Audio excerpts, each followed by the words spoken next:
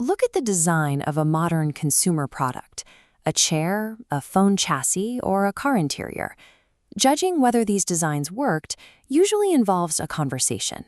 You weigh brand fit, personal taste, and sales figures that are already tangled up with pricing and distribution variables.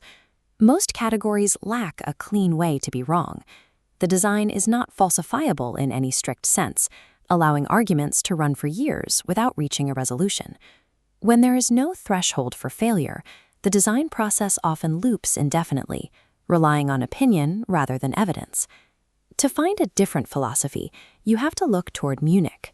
Inside these halls, the success of jackets, boots, and bindings is determined by physical performance rather than a client meeting. Technical fabrics operate on a binary scale. A jacket keeps water out or it doesn't, and the hydrostatic head test provides the exact number. The same applies to footwear. The sole either grips wet rock or sends the wearer sliding down it. Performance equipment represents a category of consumer design that is strictly falsifiable. In the rain and on the hill, the customer discovers any failure, long after the focus group has gone home. Performance aesthetics have recently moved into environments where nothing is measured. Taped seams, ripstop nylon, and hardware-look zips appear on clothing worn in climate-controlled offices. This is credibility arbitrage. It is the act of borrowing the visual signature of trust that performance categories earned through decades of rigorous testing.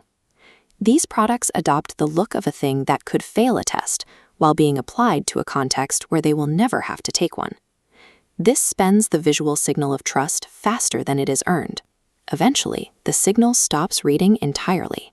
This concept of falsifiability is most valuable during the internal design process, the phase before a company commits heavy capital to tooling.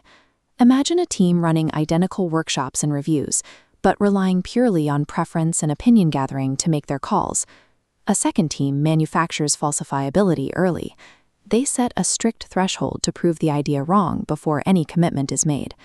The team with a real fail state converges faster because reality arbitrates their choices, replacing subjective debate with a clear binary result. Design experiments and usability testing should be used as pre-decision questions.